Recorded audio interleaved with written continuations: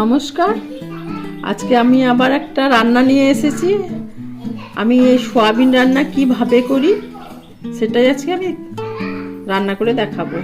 এই সয়াবিনটা সেদ্ধ করেছি প্রেসার কুকারে দিয়ে, অর্ধেক লেবুর রস দিয়ে দিয়েছি। সেদ্ধ করার পর একবার ধুয়ে নিয়েছি ভালো করে, জলটা টিপে টিপে। সেদ্ধ করা জলটা ফেলে আর একবার জল দিয়ে ধুতে হবে। এবারে চলুন রান্নাটা কি করে আমি করছি দেখাবো। কড়াই চাপিয়ে দিয়েছি, কড়াইয়ের মধ্যে তেল দিয়ে দিচ্ছি। আগে চাপিয়ে রেখেছিলাম, গরম হয়ে গেছে। এর মধ্যে সামান্য পাঁচফোড়ন দিচ্ছি, শুকনো লঙ্কা দুটো ভেঙে নিয়েছি দিয়ে দিলাম, দুটো তেজপাতা দিয়ে দিলাম। একটু নেড়ে নিচ্ছি। পাঁচফোড়নটা যাতে পুড়ে না যায় সেরকম করে ভেজে নিতে হবে। সয়াবিনটা দিয়ে দিলাম তেলের মধ্যে। এবার কিছুক্ষণ নাড়ব। হাফ চামচ হলুদ সয়াবিনের মধ্যে দিয়ে দিলাম। সয়াবিনটা ফুল আছে দুটো সিটি দিয়ে দিয়েছিলাম। 3-4 মিনিট, 4 মিনিটই হয়েছে, ভাজা হয়ে গেছে সয়াবিনটা। এবার নামিয়ে দেবো। আবার কড়াইটা ধুয়ে চাপিয়েছি, গরম হয়ে গেছে। আলু ভাজার জন্য আমি তেল দিচ্ছি কড়াইতে। তেল গরম হয়ে গেছে, তেলের মধ্যে সামান্য একটু হলুদ দিয়ে দিলাম। তারপর সেদ্ধ করে রেখেছি আলুগুলো একদম ঠান্ডা হয়ে গেছে। আলু ঠান্ডা হয়ে গেছে বলে আলুগুলো দিয়ে দিলাম। আলু ঠান্ডা করার কারণ, ঠান্ডা হয়ে গেলে কড়াইয়ের মধ্যে লাগবে না।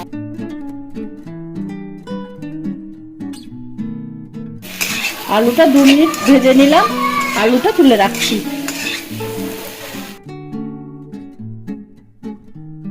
তেল গরম হয়ে গেছে, গ্যাসটা কমিয়ে 1 চামচ আদা, 1 চামচ রসুন বাটা দিয়ে দিলাম। একটু নাড়িয়ে নিলাম। এর মধ্যে 3টে টমেটো দিয়ে দিলাম, 1 চামচ শুকনো লঙ্কা বাটা। এবার ফুল আঁচ করে কষাতে থাকছি।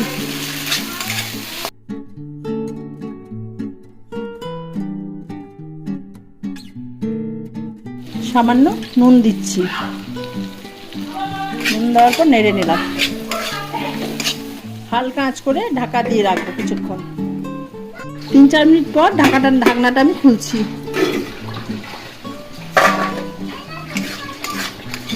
একটু নরম হয়েছে টমেটোটা,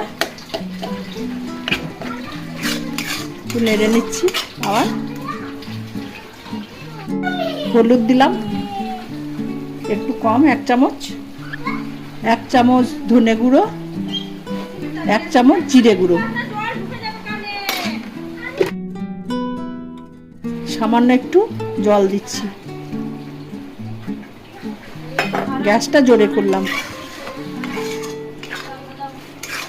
টমেটোগুলো সেদ্ধ হয়ে গেছে, মশলাটা কষাতে থাকতে হবে এখন কিছুক্ষণ। মশলাটা কষানো হয়ে গেছে, কাঁচা গন্ধ চলে গেছে মশলা আর টমেটো। এবার সামান্য জল দিচ্ছি।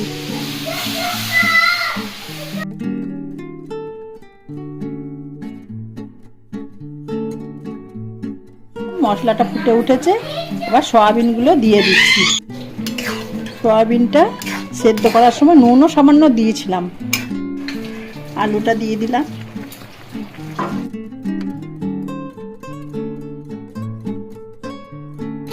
একটু কষাতে হবে সয়াবিন আলু দিয়ে। 2-3 মিনিট সয়াবিনটা নেড়ে নিলাম। এবার জল দিয়ে দিচ্ছি। জলটা একটু হালকা গরম করে নিয়েছি, সেটা দিয়ে দিচ্ছি। লঙ্কা দিচ্ছি।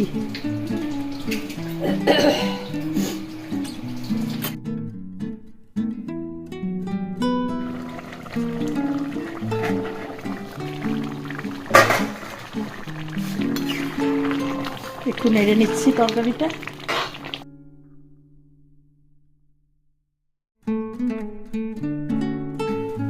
সয়াবিনের তরকারি রেডি। এইভাবে রান্না করে দেখবেন।